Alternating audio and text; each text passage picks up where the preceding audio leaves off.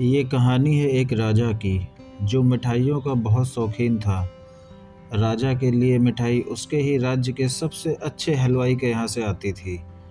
रोज की तरह राजा एक दिन मिठाई खा रहा था। तभी उसने देखा कि उस मिठाई के डिब्बे में एक मक्खी मरी हुई है।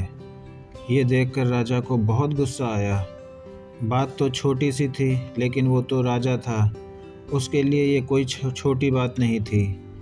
हलवाई की इस गलती के लिए राजा ने उसे सज़ा सुनाई और हमेशा के लिए उसे अपने राज्य से बाहर कर दिया। इस बात को काफ़ी समय बीत गया।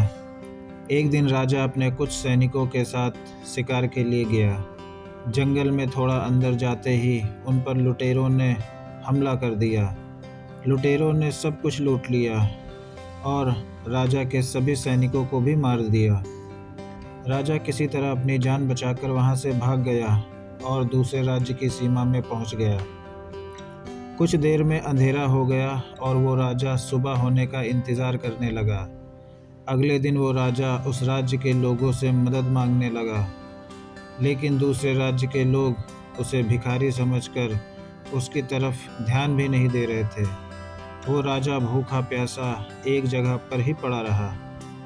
थोड़ी देर बाद एक व्यक्ति उस राजा के पास आया और बोला, महाराज, आप यहाँ इस हालत में कैसे? राजा बोला, कौन हो तुम और मुझे कैसे जानते हो? उस व्यक्ति ने कहा, महाराज, मैं वही हलवाई हूँ जो अक्सर आपके महल में मिठाइयाँ भेजा करता था।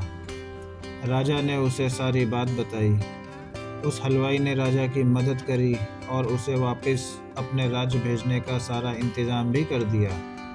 वापसी के वक्त राजा ने उस हलवाई को वापस अपने राज्य में चलने को कहा, लेकिन हलवाई बोला, महाराज, इस राज्य में मेरा बहुत नाम है। मेरी बनाई मिठाइयाँ इस पूरे राज्य में फेमस हैं। यहाँ आकर मैं काफ़ी अमीर भी हो गया हूँ। अगर आप उस दिन मेरी गलती की वजह से मुझे राज्य से नहीं निकालते तो शायद मुझे ये सब कभी नहीं मिल पाता और ना ही मैं कभी आपकी मदद कर पाता। आप ऐसे ही भूखे प्यासे मर जाते।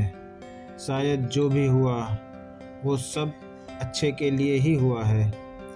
राजा ने उस मिठाई वाले का धन्यवाद दिया और अपने राज्य की तरफ चला गया।